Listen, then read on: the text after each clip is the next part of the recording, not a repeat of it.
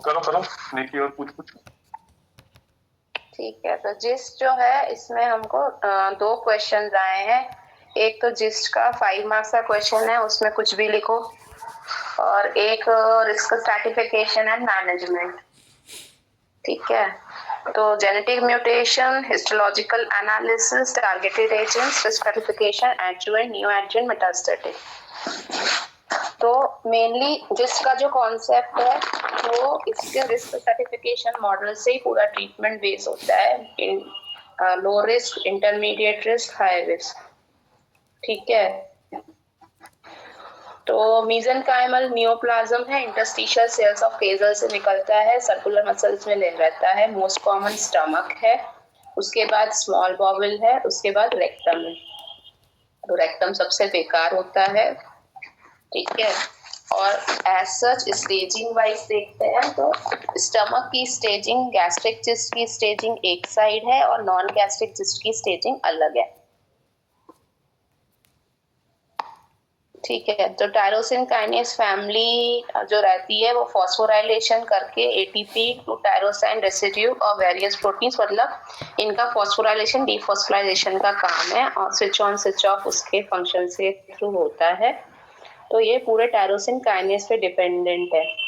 तो tyrosine kinase groups are divided into 2 groups, receptor tyrosine kinase and non receptor tyrosine kinase. तो ये जो हम लोग पढ़ते हैं ये receptor tyrosine kinase, that is PDGFR, RTK3 इसमें इन्वॉल्व होता है।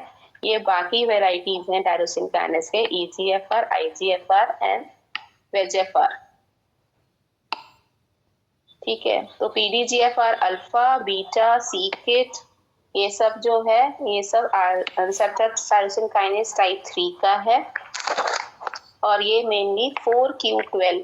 तो मैंने जिसमें 4 वर्ड्स हैं तो ये 4Q है।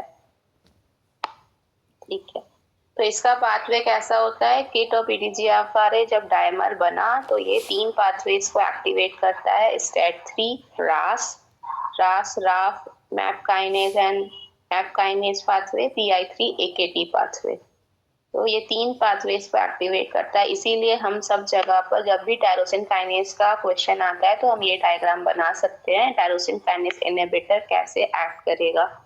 एंड ब्राफ जो है वो ब्राफ के साथ काम करता है, RAF पाथवे, तो यहाँ पे ब्राफ काम करता है।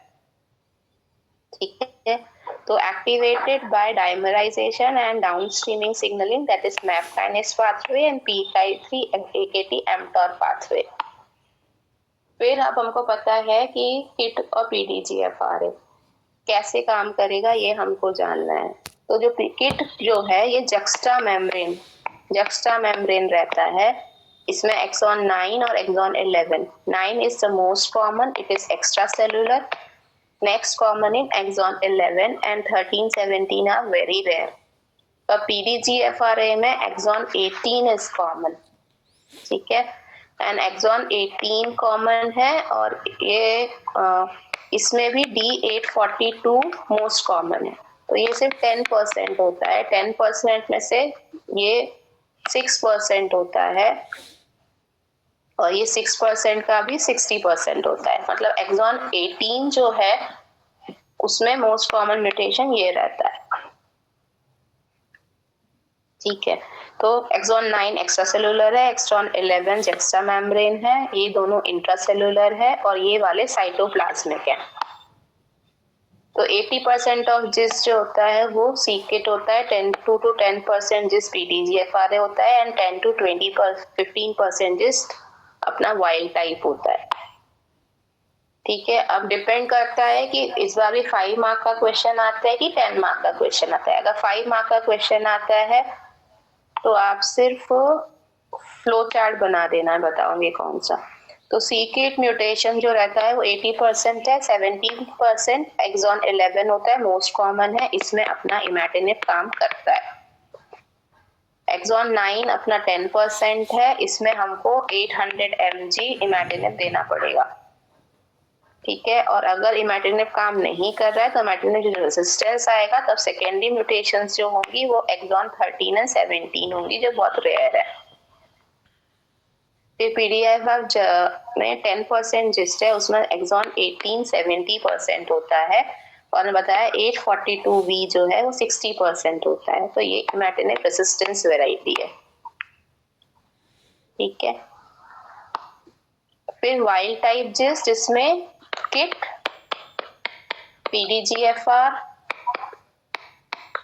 सब नेगेटिव है, तो हम एसडीएच चेक करेंगे, उसको वाइल्ड टाइप जिस्ट बोलते हैं। ये फैमिली से भी एसोसिएटेड होता है, कार्नी-स्टाल्की सिंड्रोम, कार्नेट ट्रायड, इसमें होता है जिस्ट, पल्मोनरी कॉर्डोमा और पैरागैंग्लियोमा, ठीक है।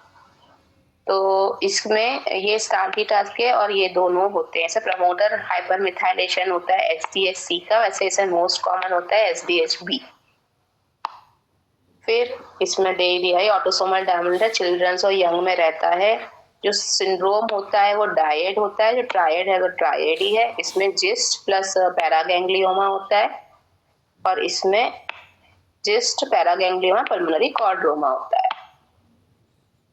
तो ये शॉर्ट में अगर जिस्ट एसोसिएटेड सिंड्रोम्स में आ जाए तो फैमिलियल, कार्नी ट्रायड और कार्नी-स्टाल्की सिंड्रोम और NF1, ये जिस्ट एसोसिएटेड सिंड्रोम्स है।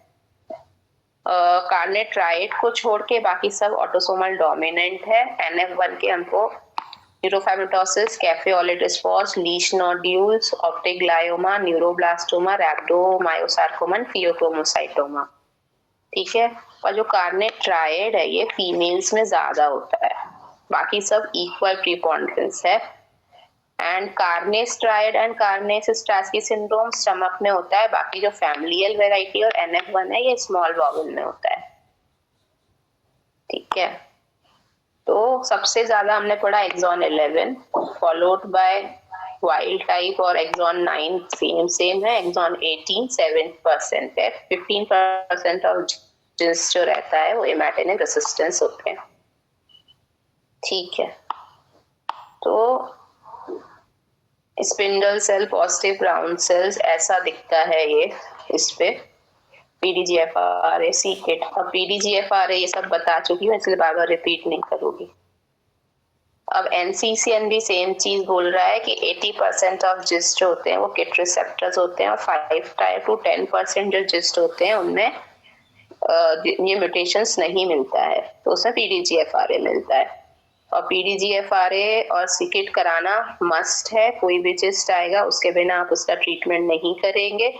एक्सॉन 9 अगर म्यूटेशन रहता है तो आपको डोज बढ़ानी पड़ेगी। एक्सेप्शन D842 जो इमैटिनिब के लिए काम नहीं करता, एवाप्रेटिनिब से काम करता है, ठीक है। और एवाप्रेटिनिब भी काम नहीं करेगी या इमैटिनिब काम नहीं करेगी तो नेक्स्ट लाइन ड्रग है सुनिटिनिब, वो भी काम नहीं करेगी तो नेक्स्ट लाइन ड्रग है रेगोराफिनिब, ठीक है। फिर आएगी नेक्स्ट ड्रग रेप्रीटिनिब। तो ये 5-6 ड्रग से ही पूरा जिस्ट का काम चल जाता है। और उसके बाद एसडीएच डेफिशिएंसी देखनी है, जो 10 एनजीएस करेंगे तो आपको सब मिल जाएगा। तो क्या करेंगे, ये मैंने इसके दिव्यांग की स्लाइड से लिया है। तो किट पॉजिटिव पेशेंट है तो जिस्ट है, किट नेगेटिव पेशेंट है तो आप CD34 DOG1 एंड किट और पीडीजीएफआरए कराएंगे। जब ये सब नेगेटिव आएगा, CD34 DOG1 एंड ये सब नेगेटिव आएगा, तब हम लोग दूसरे की तरफ जाएंगे, that is desmin S100। Desmin positive है तो लियोमायोमा, S100 पॉजिटिव है तो श्वानोमा, और दोनों नेगेटिव है तो कोई और अदर ट्यूमर। तो ये जिस्ट का क्लासिफिकेशन है। अगर 5 मार्क का क्वेश्चन आएगा तो हम यहाँ से बताना शुरू करेंगे कि केजल सेल से होता है और अपना मसल लेयर से अराइज होता है मायोमेट्रियम से।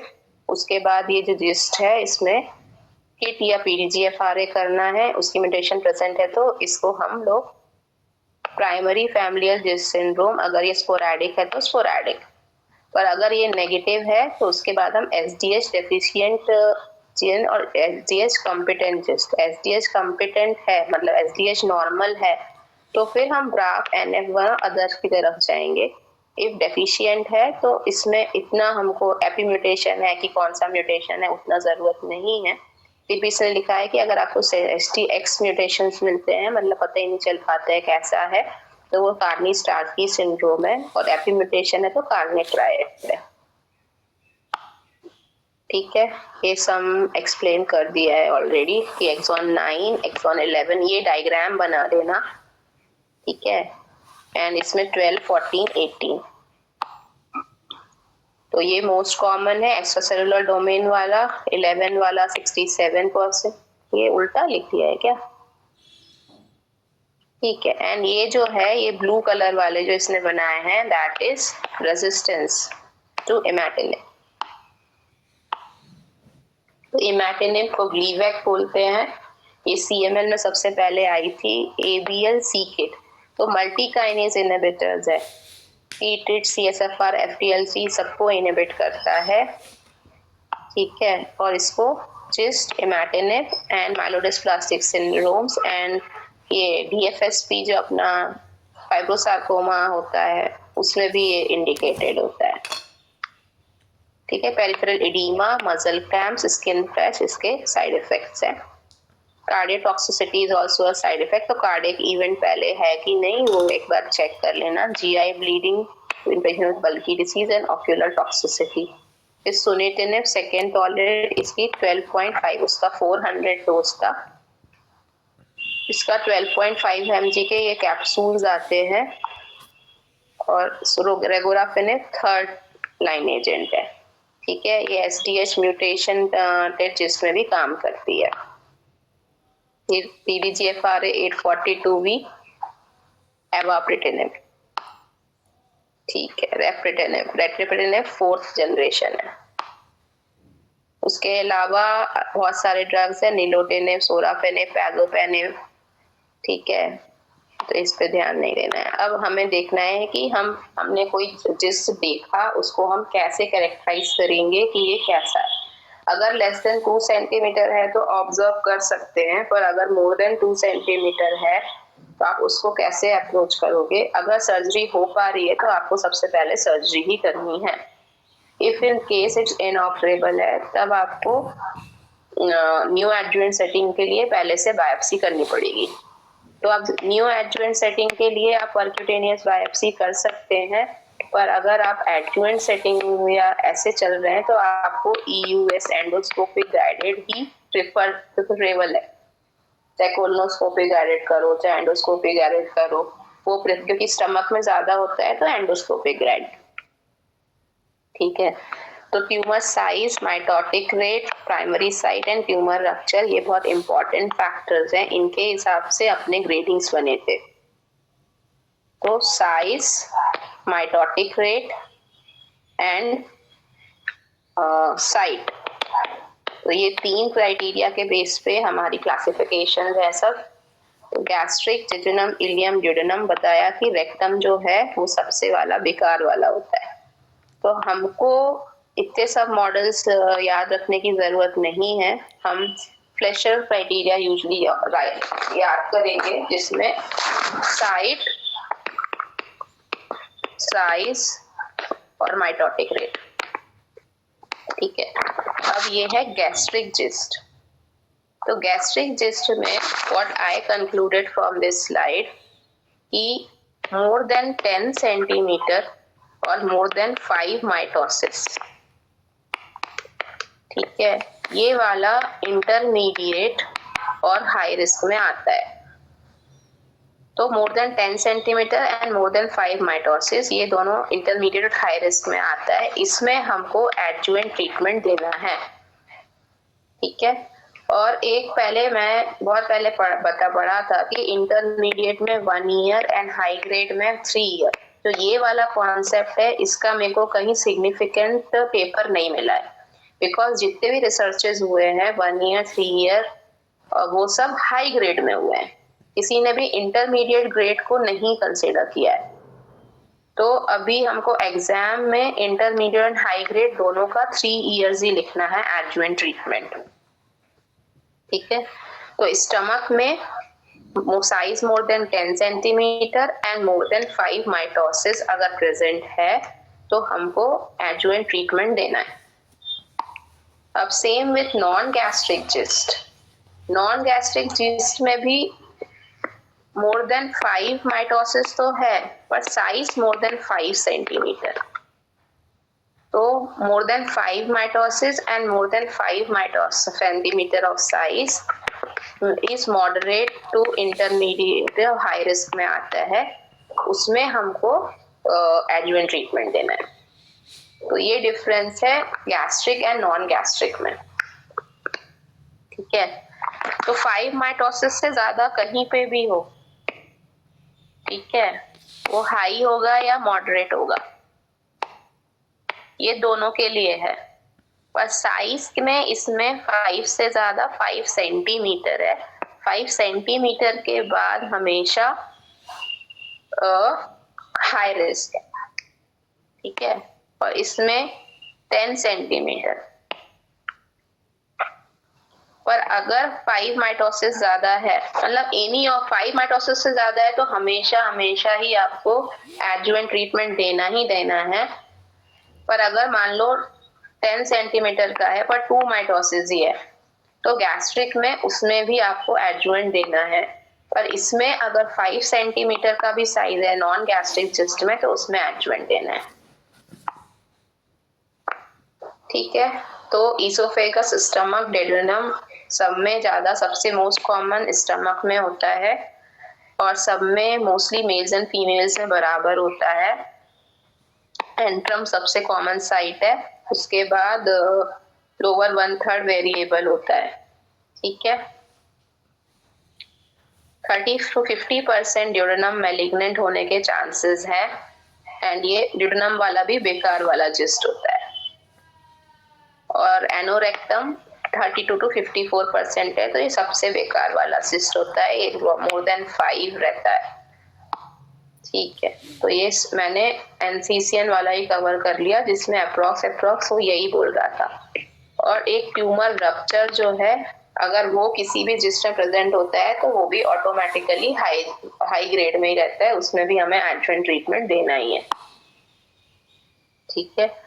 तो tumour rupture, tumour fracture, tumour spillage, gist का परफोरेशन, अगर आपने इंसिशनल बायोप्सी की है या एडजेसेंट ऑर्गन में इन्फिल्ट्रेट कर रहा है, तो ये सब हाई रिस्क है। पर आपने अगर खुद ये जो एंडोस्कोपिक बायोप्सी की है, ये हाई रिस्क में नहीं आता है, ठीक है। अब रिस्क क्लासिफिकेशन का एक ऑनलाइन टूल भी है, जिसको MS के सिर्फ जिस्ट नोमोग्राम बोलते हैं। तो ये NIH क्राइटेरिया,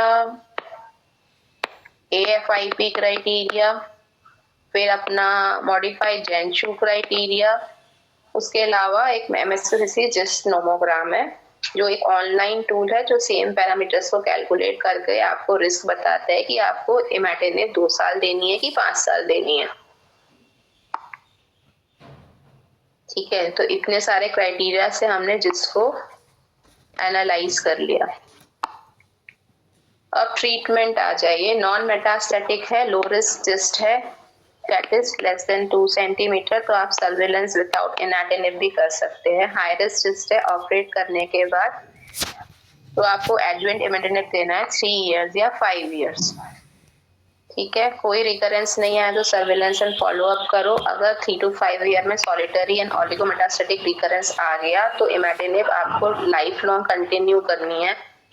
अगर प्रोग्रेसिव डिसीज है इमैटिनिब पे, तो आपको फिर दूसरे टायरोसिन काइनेस इनहिबिटर्स देने हैं, 2nd line, 3rd line, 4th line, ठीक है। अगर रिस्पॉन्डिंग पेशेंट्स है, तो आप सर्जरी लायक हो गया तो सर्जरी कर सकते हैं, क्यों इसमें R1 surgery is also feasible except rectum.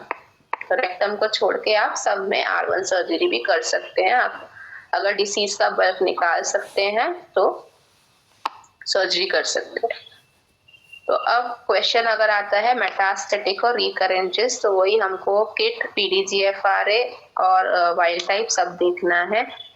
तो किट में एक्सॉन 9 है, तो 11, 13 नॉर्मल वाले सब है, इमैटिनिब, सुनेटिनिब, पेगोराफिनिब एंड रेफ्रिटिनिब। पर एक्सॉन 816 या 842 है, तो एवाप्रिटिनिब। अब SDH1 में हमने पता था कि रेगोराफिनिब काम करता है, पर अगर वो भी नेगेटिव है तो रास, राफ, ब्राफ इन सब के अपने अपने आ गए हैं। तो NTR के एंट्रेक्टिनिब, लैरोटिनिब, ब्राफ का ट्रामाटिनिब, ठीक है, डेब्राफिनिब, तो ये सब इनके अपने पैनल्स आ गए हैं, तो इसको कर सकते हैं। अब आ जाओ जिसकी AGCC स्टेजिंग। अब क्वेश्चन आएगा तो स्टेजिंग हमको जरूर लिखनी है, ठीक है, उससे हमारा कॉन्सेप्ट और नॉलेज दोनों दिखेगा। तो less than 2, 2 to 5, 5 to 10, more than 10, ठीक है। तो 10 वाले स्टमक को हमको एडजुवेंट ट्रीटमेंट देना है और स्मॉल इंटेस्टाइन में 5 to 10 वाले को हमको एडजुवेंट ट्रीटमेंट देना है। तो इसमें दो टाइप के गैस्ट्रिक जिस्ट है, नॉन गैस्ट्रिक जिस्ट का अलग क्लासिफिकेशन है। अगर जिस्ट ओमेंटम में है तो उसका क्लासिफिकेशन भी गैस्ट्रिक जिस्ट में ही आता है। और उसके अलावा oesophagus, colorectal, mesentery and peritoneal ये सब स्मॉल इंटेस्टाइन में आता है, ठीक है। अब NCCN थोड़ा देख लेते हैं, सेम चीजें लिखी है, जस्ट कि कंफर्म जो हमने पढ़ा है वो सही है कि नहीं। Very small gastric gist less than 2 centimetre, आप FNA बायोप्सी वगैरह करके देखो, कोई हाई रिस्क फीचर्स नहीं है तो सर्विलेंस कर सकते हो। अगर हाई रिस्क फीचर्स है तो हाई रिस्क फीचर्स क्या होते हैं? Irregular border, cystic spaces, ulcerations, echogenic foci and heterogeneity. क्या? Irregular border, cystic spaces, ulceration, echogenic foci या हेटेरोजेनिटी। अगर ये प्रेजेंट है तो आपको उसका रिसेक्शन करना है इन स्पाइट ऑफ बी, अगर 2 सेंटीमीटर से छोटा है तो भी, ठीक है। फिर अगर इमेजिंग हम क्या करेंगे? CECT करेंगे। पर अगर हम न्यू एडजुवेंट थेरेपी कंसीडर कर रहे हैं, वो पूरा रिसेक्टेबल नहीं है, जैसे कि resectable disease with significant morbidity, patient की मॉर्बिडिटी बहुत ज़्यादा हो रही है, तो ऐसे पेशेंट को हम न्यू एडजुवेंट थेरेपी देंगे। तो इस पेशेंट को हम FDG पेट कराएंगे। क्यों? क्योंकि हमको इसको चोई क्राइटेरिया से मॉनिटर करना है और वो FDG पेट के थ्रू होता है। तो रिसेक्टेबल्स है पर सिग्निफिकेंट मॉर्बिडिटी है तो उसको हमें न्यू एडजुवेंट थेरेपी देना है, और अनरिसेक्टेबल मेटास्टेटिक जिस्ट है तो उसको हम लोग इमैटिनिब शुरुआत करेंगे। अब कंप्लीटली रिसेक्ट कर लिया हमने, तो हमने बताया अगर लो रिस्क है, जो वो अपन क्राइटेरिया देखा, तो उसमें कोई ज़रूरत नहीं है कुछ भी करने की। पर अगर इंटरमीडिएट रिस्क है या हाई रिस्क है तो हम एडजुवेंट इमैटिनिब कैटेगरी 1 है। और significant risk of recurrence, intermediate और हाई रिस्क, ठीक है। और इसमें हर जगह 3 इयर्स दिया है, कहीं भी 1 ईयर नहीं दिया है। Completely resected after neoadjuvant therapy, तो हमको म्यूटेशंस उसमें चेक करनी है। अगर म्यूटेशंस इमैटिनिब फेवरेबल है तब इसमें भी एडजुवेंट इमैटिनिब देंगे, और अगर नहीं है तो उसके हिसाब से दूसरे ड्रग्स देंगे, ठीक है। एवाप्रिनिब, लैरोटेक्टिनिब, एंट्रैक्टिनिब, सुनिटिनिब, डेब्राफिनिब, ट्रामाटिनिब, जो मैंने उतने सब बताए थे वो सब, ठीक है। तो इसमें मार्जिन्स का कोई मसला नहीं होता है, हमको एनकैप्सुलेट निकालना रहता है। कोशिश करना है कि इसमें में ना निकाले, कोई स्पिलेज नहीं करे, शूडो कैप्सूल को वॉयलेट ना करे। और फ्रेजाइल ट्यूमर रहता है तो शूडो कैप्सूल के ऊपर से ही निकालना है। V resection generally not indicated for R1 resection, ये एक अच्छी बात है। तो अगर कोई रेक्टम का ट्यूमर है, रेक्टल सिस्ट है, तो हमको उसको स्फिंक्टर प्रिजर्वेशन अप्रोच करने की कोशिश करने के लिए हम NACT देंगे, ठीक है। तो APR would be achieve negative margin, then pre-operative imatinib should be considered। तो हमको फंक्शनैलिटी ऑफ द डिसीज को बचाने के लिए NACT देना है, ठीक है। अनरिसेक्टेबल जिस्ट और मेटास्टेटिक जिस्ट, तो सिम्टोमेटिक ब्लीडिंग, ऑब्स्ट्रक्शन, परफोरेशन है तो हमारे पास कोई ऑप्शन ही नहीं है, हमें अनरिसेक्टेबल को भी ऑपरेट करना पड़ेगा, ठीक है। एंड मेटास्टेटिक जिस्ट में पेरिटोनियल साइटोडक्शन और liver metastasectomy may be indicated in the following orders। ये स्टेज 4 डिसीज है, हमने सिस्टमिक थेरेपी दी, कि complete CRS and hepatic disease को भी निकाल सकते हैं अगर सर्जन कैपेबल है तो। ठीक है, यूनिफोकल प्रोग्रेशन है रिफ्रैक्टेड टू PKI, तो हमको वो अदर साइड्स जिसमें रिस्पॉन्स आ रहा है उसको भी निकाल सकते हैं। लो वॉल्यूम मल्टीफोकल डिसीज है तो सेफली रिसेक्टेबल एंड वही से ब्लीडिंग, ऑब्स्ट्रक्शन एंड परफोरेशन, तो इसमें तो हम वो न्यू एडजमेंट थेरेपी है ना, CT बोलेंगे तो कीमो का आ जाएगा। क्या न्यू एडजमेंट थेरेपी बोलना है इनमें, टारगेटेड देने में। न्यू एडजमेंट जो आपने बोला ना, रेक्टम, इसोफेगस, NACT में तो फिर CT गलत मान लेंगे, वो कीमो नहीं दे रहे ना। हाँ therapy, new adjuvant targeted therapy. हाँ। ठीक, तो रिस्क स्ट्रेटिफिकेशन मॉडल हमने कर लिया। ठीक है, तो हाई रिस्क ग्रुप को एडजुवेंट थेरेपी देंगे और लो रिस्क ग्रुप को no adjuvant treatment, intermediate risk को प्रॉपर कहीं से गाइडलाइंस नहीं है फिर भी हम लोग प्रेफर करते हैं कि हम कीमोथेरेपी टारगेटेड थेरेपी दें। ठीक है, तो अब क्या क्या ट्रायल्स है, किसने बताया कि इमेटिनिब देनी चाहिए और कितने साल देनी है। तो एकोसॉफ Z9001, EORTC 62024, Scandinavian sarcoma group 18 and persist 5।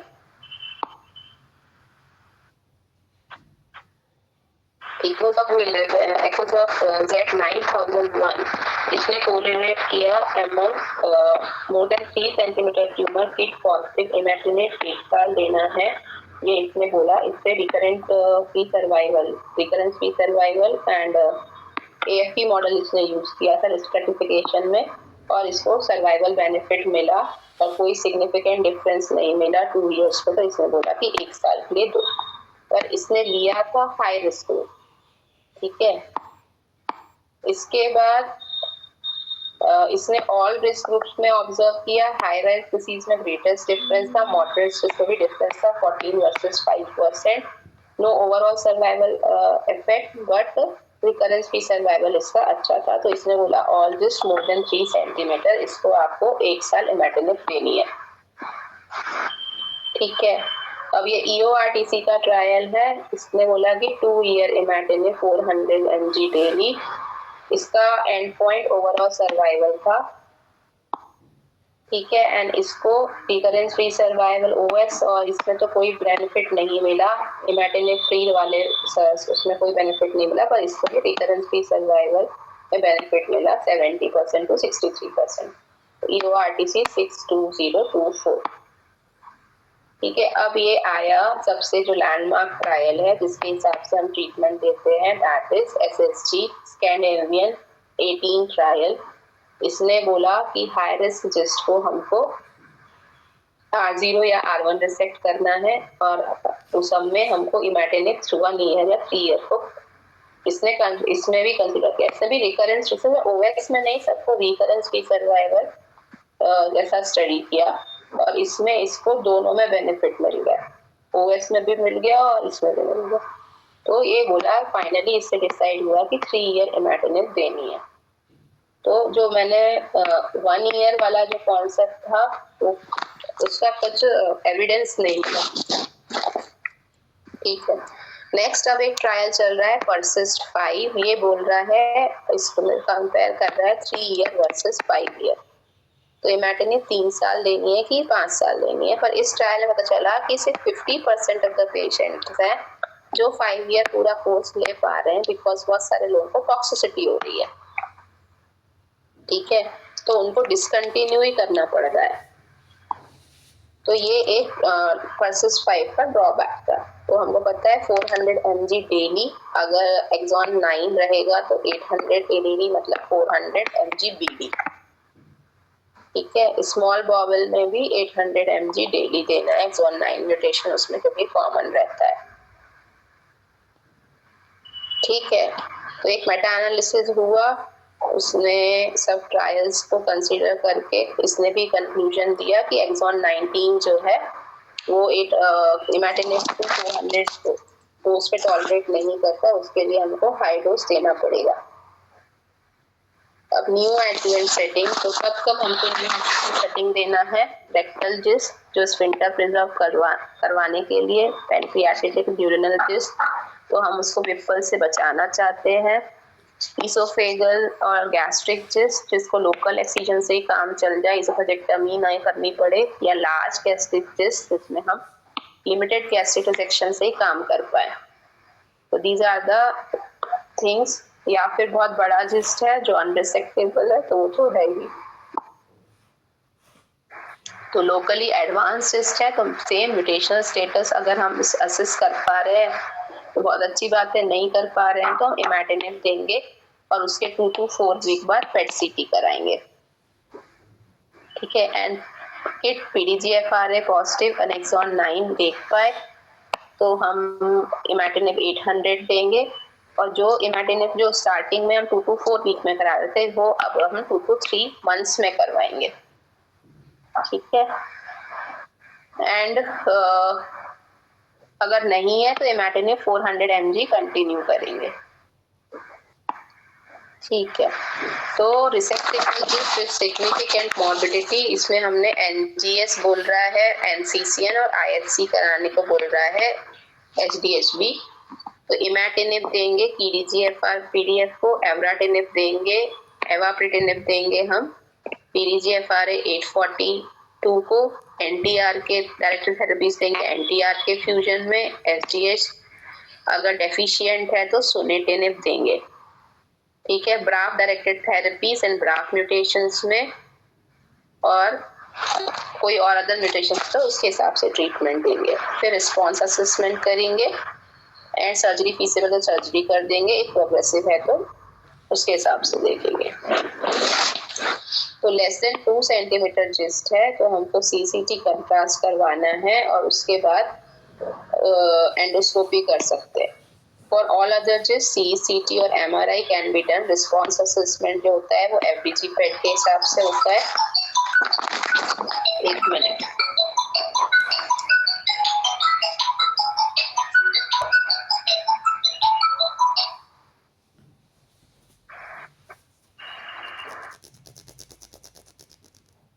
Hello, 10 minutes, 10 minutes।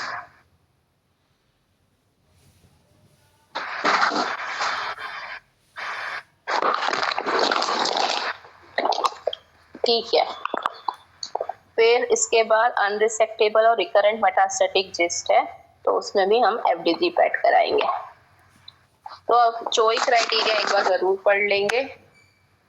इतने सारे एविडेंस है, ये मैं इतने याद नहीं रखने वाली हूँ, तो स्लाइड में थे तो मैंने कंटिन्यू कर लिया। ठीक है। रिस्पॉन्स असेसमेंट देख लो, कन्वेंशनल CT 8 to 12 वीक्स, और इसमें मैंने आपको बताया कि 2 to 4 वीक्स में ही कर लेते हैं इफ आपने इमैटिनिब देना स्टार्ट किया है तो। पर अगर कोई म्यूटेशंस आपको डिटेक्ट होते हैं उस हिसाब से आप डिफरेंट ड्रग्स देते हैं जो इमैटिनिब खुद का रिस्पॉन्स नहीं कर रही है तो उसमें आपको 2 to 3 मंथ्स में करना है। ठीक है।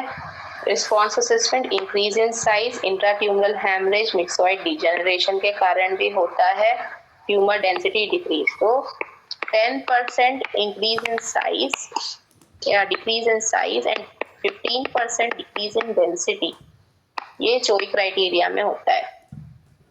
ठीक है। Late response maximum after 6 months. तो अगर इमैटिनिब के बाद रिस्पॉन्स बढ़ रहा है तो आपको रीएवैल्यूएट करना है और दूसरी ड्रग्स देंगे। तो चोई क्राइटेरिया हमको याद रखना है, more than 10% decrease in size and 15% decrease in density, तो वो चोई क्राइटेरिया रहता है। तो इसमें रेसिस क्राइटेरिया एक बार रिवाइज कर सकते हैं क्योंकि वो हमको रेसिस क्राइटेरिया भी आता है। तो at least 30% decrease in size and short, ये क्या था एक और, sum of the greatest dimension of the target lesion वो भी डिक्रीज होना चाहिए। 2 क्राइटेरिया था ना रेसिस्ट में, तो क्या था 30% डिक्रीज के साथ साथ रेसिस्ट में तो यही है ना।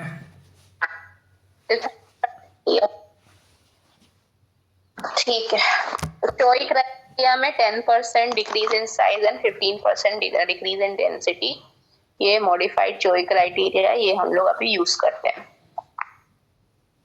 ठीक है, तो ऑप्टिमल ड्यूरेशन ये बोल रहा है 12 मंथ्स और उसके बाद टोटल 3 इयर्स आफ्टर सर्जरी देना है। न्यू एडजुवेंट सेटिंग में 9 मंथ्स और 12 मंथ्स तक दे सकते हैं।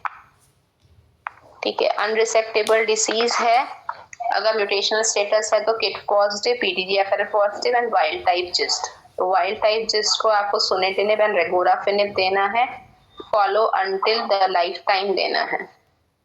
और किट पॉजिटिव में एक्सॉन 9 है तो इमैटिनिब, अदर एक्सॉन्स है तो 400 और पीडीजीएफआरए में नॉन 842 में इमैटिनिब 400, 842 पॉजिटिव। ये सब बातें हमको पता है, बट ऐसे सिस्टमैटिक बना के लिखेंगे तो अच्छा लगेगा। ठीक है, तो वही अनरिसेप्टेबल जिस्ट है तो एनजीएस करेंगे। अब एक क्वेश्चन था कि अगर मान लो पेशेंट इमैटिनिब टॉलरेट ही नहीं कर पा रहा, ठीक है, हम भाई देना उसको लाइफ टाइम है पर वो खा 2 महीने नहीं पा रहा, तो अब क्या करें? तो अब इस कंडीशन में हमको पेशेंट को रिसेक्शन पॉसिबल है तो रिसेक्शन करो, ठीक है, एब्लेजन करो, कीमो एम्बोलाइजेशन करो, पैलिएटिव आरटी दो। एक previously standard dose of imatinib दिया है तो अब सुनेटिनिब भी ट्राई कर सकते हो। And dose escalation of imatinib is tolerated for exon 9, वो 800 टॉलरेट नहीं कर पा रहा तो जितनी टॉलरेट कर पा रहा है उतना दो, ठीक है। और जनरलाइज्ड और वाइड स्प्रेड सिस्टमिक डिसीज है एंड पेशेंट का परफॉर्मेंस टेस्ट ऑपरेशन लायक या कुछ ट्रीटमेंट लायक नहीं है तो आप अल्टरनेट पीकेआई पे शिफ्ट करो। तो इसने पूरी कैथेटर डायरेक्टेड थेरेपीज एनसीसीएन ने पूरी मेंशन की है, that is trans arterial embolisation, trans radio embolisation, test, trans chemo embolisation and bland embolisation. तो ये उस कंडीशन में करेंगे जिस कंडीशन में पेशेंट पीकेआई को हमको देना लाइफ लॉन्ग है, पेशेंट टॉलरेट ही नहीं कर पा रहा, तो क्या करें? तो एम्बोलिक एजेंट देना है वेसल पे। ट्रांस आर्टरी ट्रीटमेंट लिवर में रिफ्रैक्टरी टू इमैटिनिब, सुनेटिनिब सबसे रिफ्रैक्टरी है तो हेपेटिक आर्टरी में आप एम्बोलिक एजेंट दे दो, ठीक है। ट्रांस आर्टीरियल कीमो एम्बोलाइजेशन में ड्रग इल्यूटिंग बीट्स दो, पर इसने ये नहीं बोला कि कौन सी ड्रग देनी है, तो मैं बाय डिफॉल्ट डॉक्सोरुबिसिन मान के ही चल रही हूँ। वाइट्रियम 90 डिके, ये ट्यूमरिसाइडल होता है तो टेयर कर दो। एब्सोल्यूट कॉन्ट्राइंडिकेशंस क्या है कैथेटर डायरेक्टेड थेरेपी के? कोगुलोपैथी, एक्टिव इन्फेक्शन और डीकम्पेंसेटेड लिवर फेलियर, इन कंडीशंस में हम नहीं कर सकते। इसके बाद हम एब्लेजन भी कर सकते हैं और लिवर मेट से थर्मल एब्लेजन्स एंड पेशेंट सिलेक्शन के हिसाब से हम डिसाइड करेंगे, इसके भी सेम कॉन्ट्राइंडिकेशंस हैं, ठीक है। तो preferred first line is imatinib, then preferred second line sunitinib, third is regorafenib and fourth is ripretinib और एवराटिनिब।